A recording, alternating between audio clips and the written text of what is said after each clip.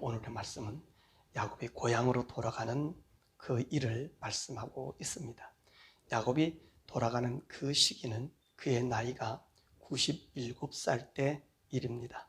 그는 77살에 늙은 총각으로 형 에서를 피하여 삼촌 라반의 집으로 왔습니다. 그리고 20년 만에 그는 고향으로 돌아갑니다. 그에게는 이 20년 동안에 수많은 변화가 있었습니다. 올 때는 늙은 총각으로 왔으나 이제 고향으로 돌아가는 길에는 4명의 부인과 11명의 아들, 그리고 1명의 딸을 얻어서 고향으로 갑니다. 20년 전에는 무일푼으로 이제 하란에 왔으나 이제는 짐승의 때를 이루고 이 짐승을 칠 수많은 노비들을 데리고 그야말로 군대가 움직이는 것처럼 하여 이제 고향으로 가고 있는 것입니다. 그러면 야곱이 왜 이렇게 고향으로 돌아가는 그 배경이 어떤 연유였었습니까? 첫 번째로는 라반과의 불편한 관계입니다. 이 불편한 관계는 다른 게 아니라 물질의 문제였습니다. 야곱이 6년 전에는 자기 아내들과 자식들을 데리고 떠난다고 했을 때 라반은 야곱을 붙잡고 다시 자신을 위해 일해줄 것을 요구했습니다. 이때 라반은 야곱과의 임금 계약은 노예 계약이었던 것입니다. 우리가 3장에 보았듯이 도저히 있을 수 없는 계약을 맺었던 것입니다. 그것이 무엇이죠? 흰 양떼와 흰 염소떼 그 중에서 아롱진 것과 점박이와 그리고 검은 것이 나오게 되면 바로 너 것이 된다 그랬습니다. 그러면서 라반은 어떤 일을 했습니까? 거기에 수양 하나 거기에 남겨두지 아니하고 오직 흰 양떼만 남겨두고 그 양떼 속에서 이 점박이가 나오라고 했고 검은 것 그리고 아롱진 것이 네 것이 된다고 하였던 것입니다. 그런 노예 계약이 맺었음에도 불구하고 6년이 지나고 난 이후에는 그 상황이 완전히 달라졌습니다. 야곱은 오늘 본문의 말씀 보면 아주 거부가 되어 있다는 것입니다. 이것을 본 라반의 아들들이 자신들이 행한 일은 생각지 아니하고 야곱이 아버지의 재산을 다 도둑질하였다고 한 그것이 이 불화의 원인이 된 것입니다. 그러므로 이 라반과의 불편한 관계로 인하여 야곱이 고향으로 가게 되는 것이지. 두 번째로 여호와 하나님의 지셨습니다. 야곱이 이렇게 많은 재산을 얻게 되자 라반과 그의 아들들 속에서 야곱이 고통당하는 것을 우리 하나님께서 보신 것입니다. 그래서 여호와 하나님께서 꿈속에 나타나셔서 20년 전에 약속한 이를 상기시키면서 하란을 떠나 베델로 올라가라고 지시하였던 것입니다. 그래서 야곱은 이 하란을 떠나게 된 것입니다. 또한 야곱이 라반을 떠나야 했었던 이유를 자기 혼자만 품은 것이 아니라 그 아내들에게 설명합니다. 하나님의 지시가 있었고 이제는 그 삼촌과의 불안한 관계가 있었을 때 야곱은 그의 아내들을 이제 둘러 나오게 합니다. 그래서 이제 우리가 고향으로 가야 한다고 하는 말을 하게 됩니다. 먼저 우리가 앞에서 말씀드린 것처럼 왜 내가 가야 하는지를 말합니다. 그리고 두 번째, 내가 어떻게 이 많은 재산을 얻었는지에 대한 이야기를 말하고 있습니다. 왜 이런 말을 해야 할까요? 우리가 라반의 아들들이 야곱에 대한 마음은 자기 아버지의 소유를 도둑질하여서 부자가 되었다는 겁니다. 그것도 그럴 만한 이유잖아요. 6년 만에 어떻게 거부가 될 수 있습니까? 인간으로서는 도저히 이해할 수가 없습니다. 아마도 그의 처들도 그와 같은 생각을 하였을지 모릅니다. 검은 수양이나 검은 수염소가 혹시 그때 중에 있으면 모르겠는데 그때 중에는 한 마리도 없었는데 어떻게 그 양떼들이 아롱지고 점박이가 되고 검은 것이 날 수 있겠냐는 것입니다. 이것을 이야기란 쉬운 일이 아닙니다. 아마도 그의 아내들마저도 자기 아버지나 또는 자기 오라비들이 하는 얘기가 옳다고 생각했을지 모릅니다. 이거는 일반적인 상식입니다.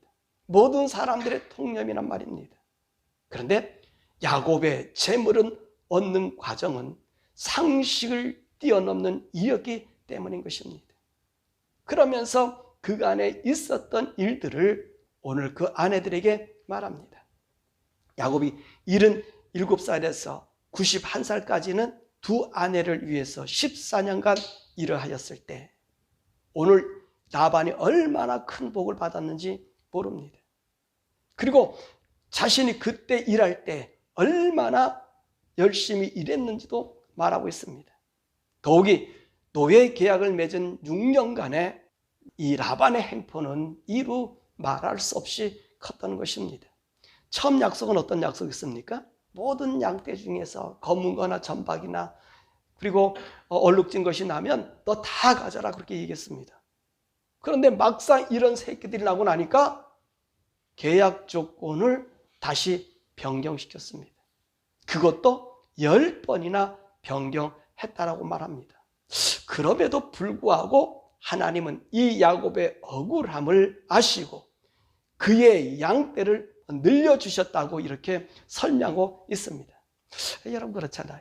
말이 그렇지 6년에 10번을 바꿨다라고 하면 여러분 얼마 만에 이 라반의 마음이 바뀌지는 거죠? 적어도 6개월에 한 번씩은 이 마음을 바꿨다는 것입니다. 마음을 바꿨는데 오늘 이 야곱이 거부가 되었다? 여러분 가능한 일이냐는 것입니다. 이 야곱 바꿨다는 얘기가 뭡니까?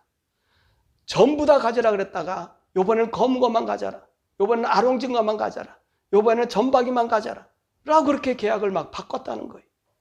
그럼에도 불구하고 야곱이 이 거부가 됐다는 말입니다. 그렇다면 오늘 야곱은 이 라반과 그의 아들들을 통해서 얼마나 부당한 일을 당하였겠나 하는 것이지. 그럼에도 그의 양떼를 이루는 데는 아무런 지장을 받지 않았던 것입니다. 이 말을 들은 레아와 라헬은 야곱에게 있었던 전후 사정과 자신들의 오라비들의 생각과 아버지의 마음을 알고서 이제는 남편을 따라 남편의 고향으로 가겠다 한 것입니다. 그래서 이들은 야곱의 고향으로 자신들의 고향을 떠나 하나님의 약속의 땅으로 이제 가게 된 것입니다. 자, 이러자 라반이 추격하게 됐지. 이렇게 야곱이 자신의 모든 자녀들과 아내들과 그의 노임을 받은 모든 양떼들을 데리고 가나안으로 갔습니다. 이 이야기가 며칠 만에 라반에게 들어갔다 그랬죠? 3일 뒤에. 그러니까 라반이 오늘 야곱을 잡으려고 추격대를 조직해서 7일 동안 따라왔다는 것입니다. 근데 오늘 라반이 이 야곱을 따라오게 한 이유가 있었습니다. 그건 다른 것이 아니에요. 바로 자기의 신의 형상, 신인 드라빔이 없어졌다는 거예요.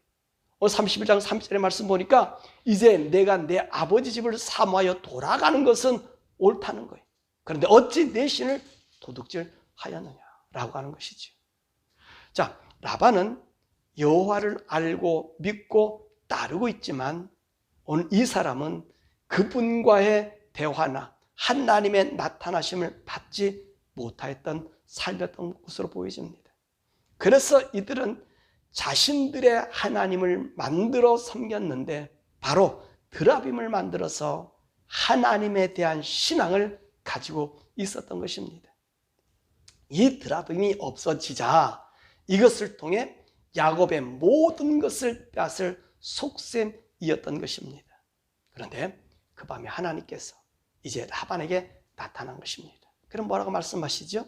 너는 선악간에 야곱에게 말하지 말라. 그렇게 하신 것입니다.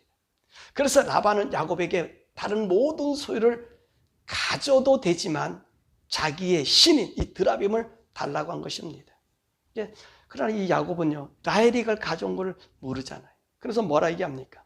만약에 삼촌의 물건이 우리 장막에서 하나라도 발견된다면 그 사람은 살지 못할 것이다 라고 이야기를 해요. 그러니까 라반이 샅샅이 뒤져도 자기의 물건이 없어서 찾지도 못했을 뿐만 아니라 이 드라빔을 찾지 못합니다. 그러자 야곱은 호통을 치잖아요.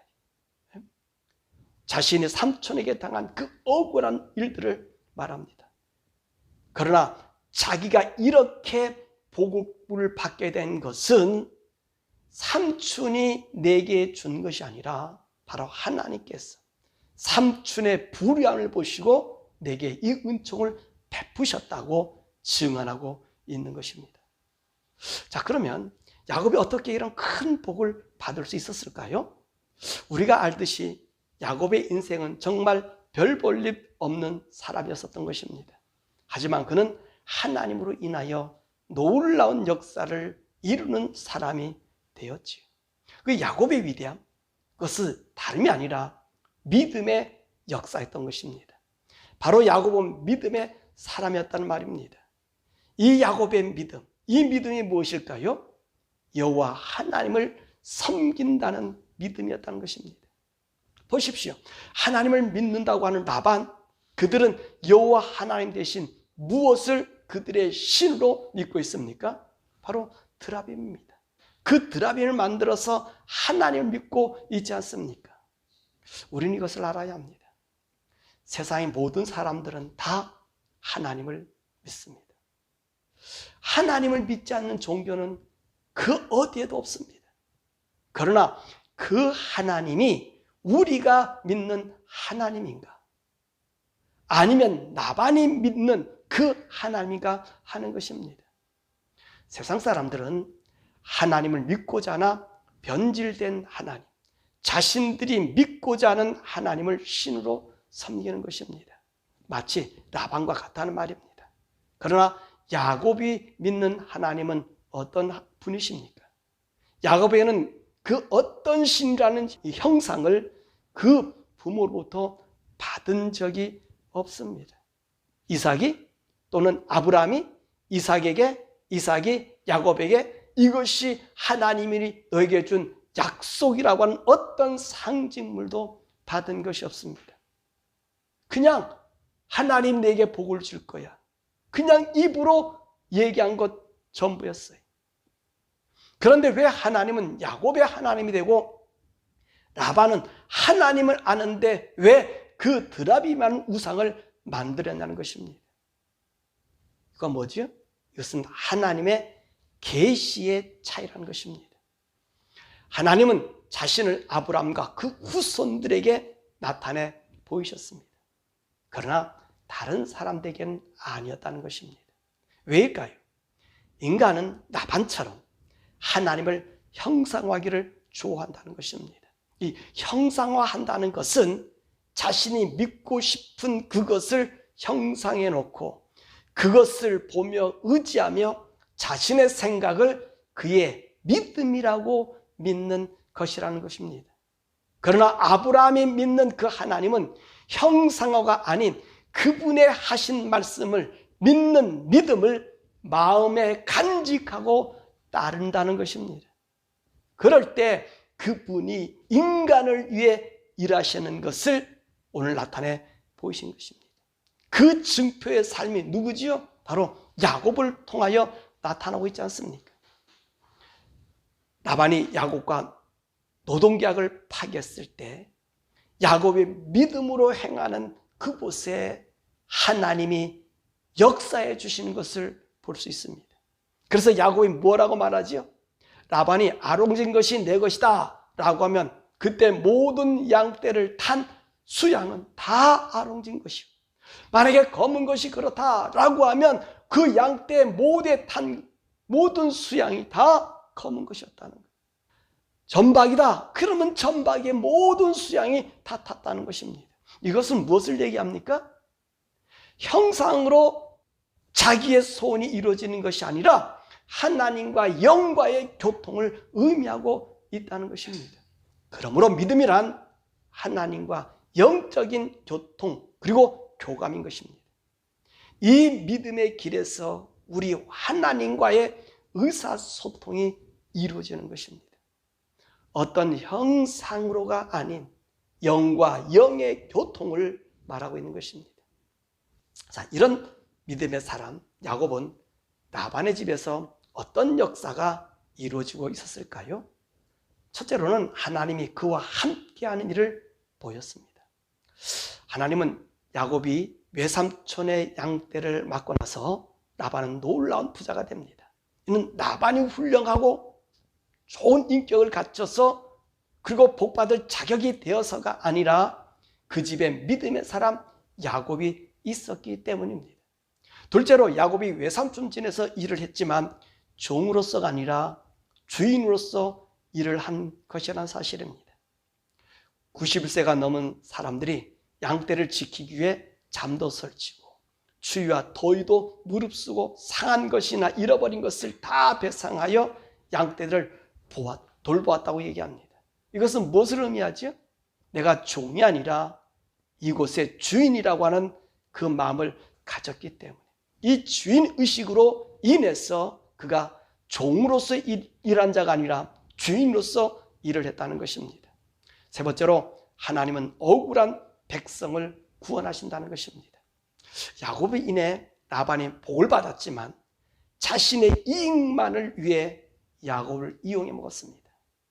그러나 하나님은 살아계셨고 불의를 미워하신 하나님은 라반을 부하게 한 그 모든 것에서 야곱에게 복이 되는 도구로 삼아 주셨습니다.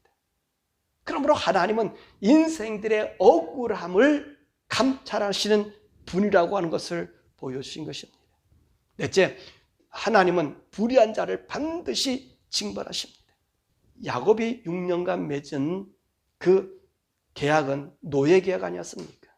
근데 하나님은 이 계약을 주인의 계약으로 바꾸셨다는 것입니다. 이로 인해 하나님은 야곱이 상상하기 힘든 복을 부으셨습니다. 바로 양떼와 염소떼가 라반이 원하는 대로 새끼를 낳는 것이 아니라 야곱이 바라고 소망하는 대로 소유의 개념을 바꿔 놓았다는 말입니다. 이것이 하나님이 라반을 징벌하는 모습이었던 것입니다. 다섯 번째로 라반이 야곱을 해하려고 하자 그에게 나타나 야곱에게 어떤 잘잘못도 따지지 못하게 입을 막으셨던 것입니다. 야곱을 해하고자 이 라반은요, 친구들을 동원해서 쫓아왔을 때 하나님은 라반에게 나타나셔서 너는 선악간에 말하지 말라고 하십니다. 이는 하나님이 야곱에게 있어서 수호자이심을 보여주고 계신 것입니다. 여섯 번째로 이 야곱이 심판자로 라반을 꾸짖었다는 얘기입니다. 이것은요, 완전히 주종관계에서 다스리는 자로 바뀌었다는 말입니다. 그렇습니다. 이것이 하나님을 믿는 야곱에게 나타난 하나님의 복이라는 사실이죠. 일곱 번째로 그들이 협상을 제의해 왔다는 것입니다. 우리는 먼저 협상을 제의한 일들을 기억합니다. 바로 아브라함을 보고 이 블레셋 왕이 협상을 제의했고요. 이삭에게 블레셋 왕과 그의 친구가 와서 협상을 제의했습니다. 근데 이들이 그때 와서 한 말이 무엇입니까? 하나님이 너와 함께함을 우리가 보았다라고 하였습니다. 이처럼 야곱에게도 똑같은 일이 나타났다는 것입니다. 바로 이 라반이 야곱을 해하려고 하였지만 오히려 야곱에게 온 이들이 돌무더기를 만들어 놓고 협상을 제의한 것입니다. 왜 이들이 이런 협상을 제의했습니까? 그들이 하나님의 나타나심을 보고 하나님의 사람, 믿음의 사람 야곱을 두려워하였던 것입니다. 그러면 이로 인해서 야곱은 어떤 사람이 되었죠? 이제는 쫓기는 자가 아니요, 종도 아니요, 영광의 승리자로 이제 고향으로 돌아오는 것입니다.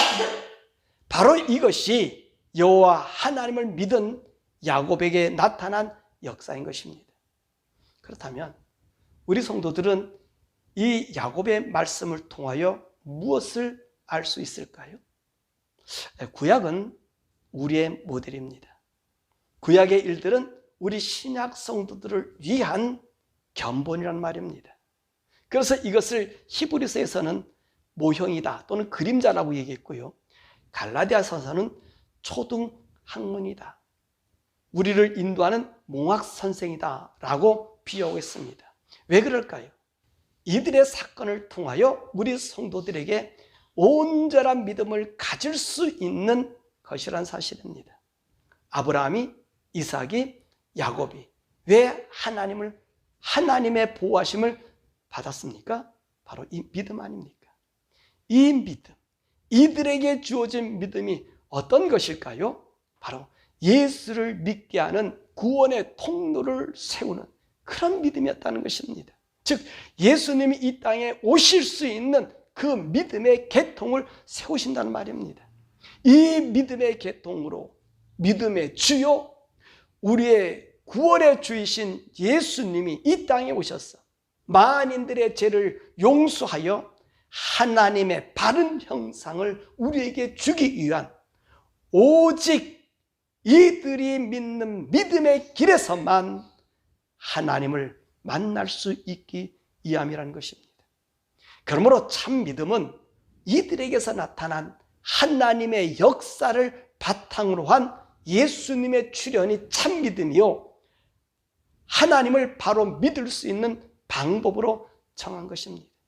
그래서 오늘 신약의 성도들은 예수님이 그분의 약속한 자녀들에게서 오셔서 그 예수님을 믿는 자들에게 아브라함과 이삭과 야곱과 같은 믿음을 인정해 주시는 것입니다. 그래서 이들을 믿음의 조상이라고 우리가 부르는 거예요. 이렇게 우리가 예수님을 믿으면 우리 성도들은 어떤 삶을 살아가며 어떤 영광이 있겠습니까? 우리는 야곱과 같은 삶을 살아야 한다는 것입니다. 그는 라반의 집에서 어떤 대우를 받았죠? 정말 이해할 수 없는 그 대우를 받지 않았습니까? 그럼에도 그는 그 맡은 일을 최선을 다해 일했다는 것입니다. 야곱이 자기 아내들에게나 삼촌 라반에게 한 말이 무엇입니까? 내가 어떻게 일을 하였는지 그것을 말합니다. 그랬더니 라반이 뭐라고 얘기하죠? 아무 말도 하지 못했습니다. 성도가 비록 불합리한 대우를 받아도 여러분이 있는 곳에서 최선을 다해 일해야 됩니다. 왜 그렇게 해야 되죠? 우리의 일은 사람을 위한 일이 아니라 하나님을 위한 일이기 때문에 그렇습니다. 성도들이 하는 그 일 자체가 사람들에게, 고용주에게 잘 보이려고 하는 것이 아니라 내가 지금 하나님 앞에서 하는 일이라는 것입니다. 그렇기 때문에 그들이 우리를 이용해 먹는 것 같아도 결국은 그들이 라반과 같이 무릎을 꿇을 수 없는 환경을 우리에게 주어진다는 것입니다. 그래서 하나님이 하나님으로 나타나게 되는 거예요. 두 번째로 우리는 고향을 향해 가는 사람들입니다. 야곱이 라반으로부터 많은 재물을 얻었죠. 그는 그 좋은 환경 하란에 머물지 않고 고향으로 돌아갑니다. 바로 우리 성도들이 이 땅이 우리의 영원한 땅이 아닙니다. 우리의 눈에 좋게 보여도 이 땅은 우리의 땅이 아닙니다. 우리가 가야 할 곳이 있습니다. 바로 하나님의 나라입니다. 성도는 천국을 가기 위해 잠시 이 땅에 머물다가 고향으로 갑니다. 그 나라에서 우리 하나님이 기다리고 계십니다. 성도는 천국 갈 때에 금의 환향을 합니다. 야곱과 달리 야곱은 많은 재물을 몰고 고향으로 가는 그때의 그 무릎, 때, 군사와 같은 이 무리를 갖고 가지만 우리는요, 하나님의 나라에 가면 셀 수도 없는 천국의 천사들의 환영이 준비된 그 나라로 간다는 것입니다.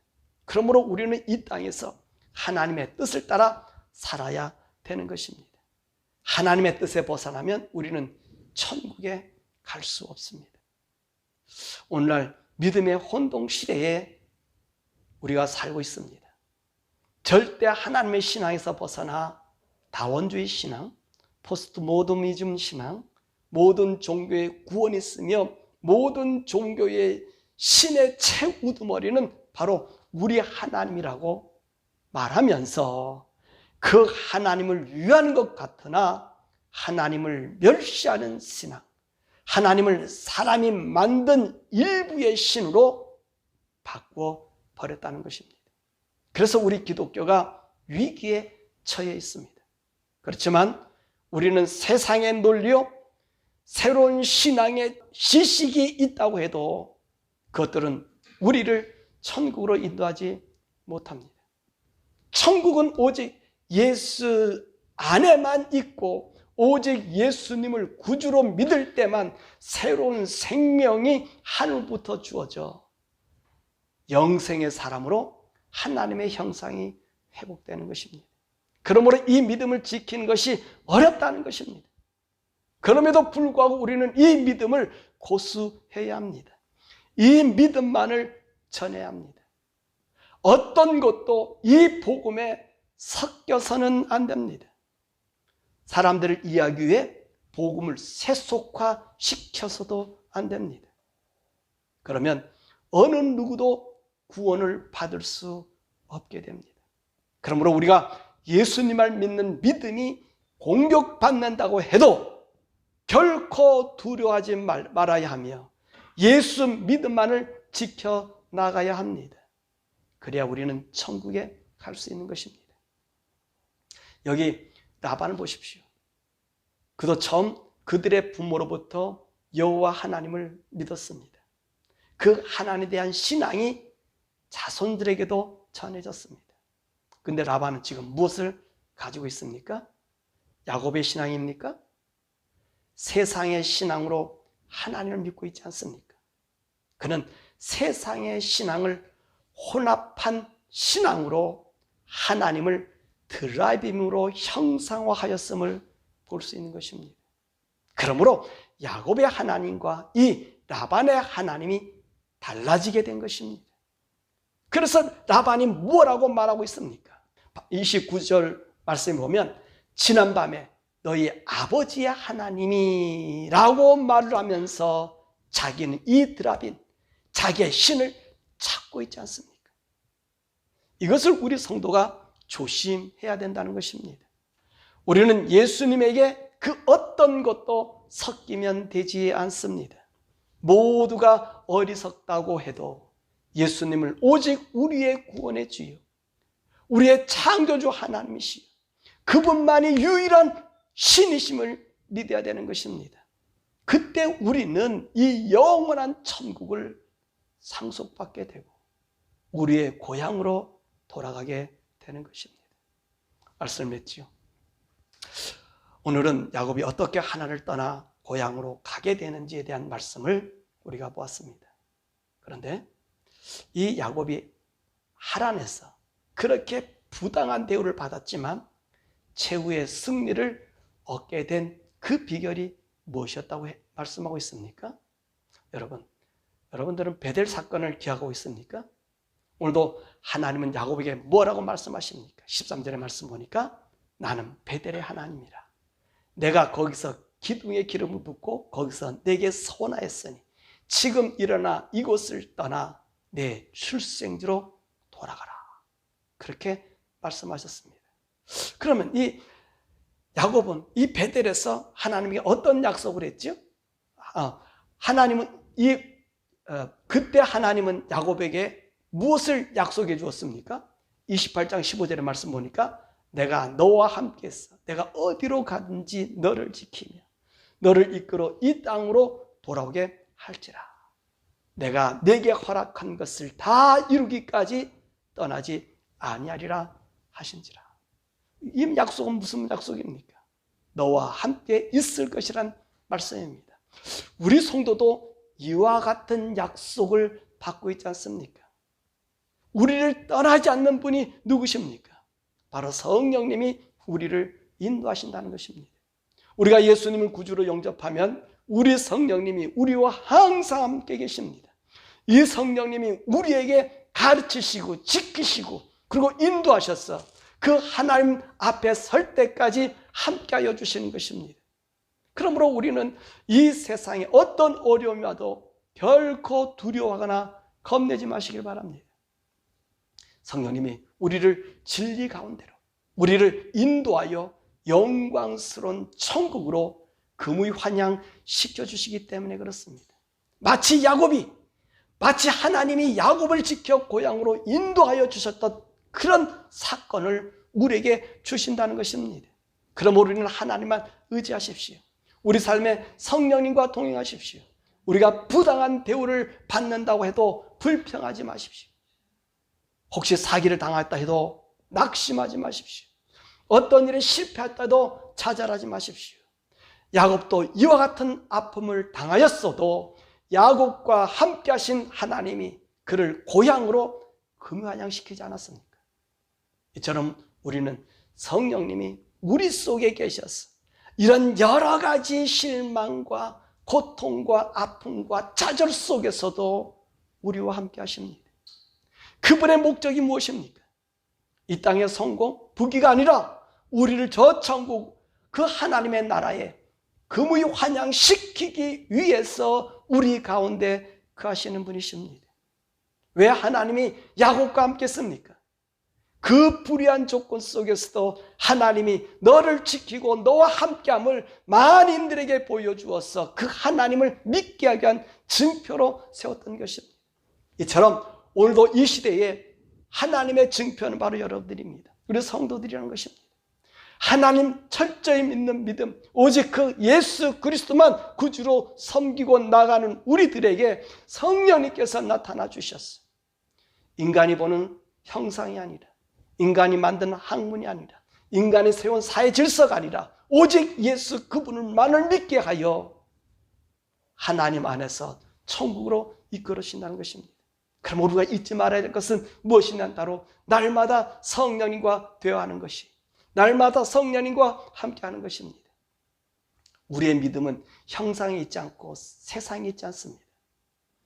하나님께서 우리에게 주신 말씀, 우리 가운데 예수 그리스도의 보혈로 피로 구원시켜진 성령님과 대화 속에서 그 믿음으로 야곱처럼 걸어가는 거예요.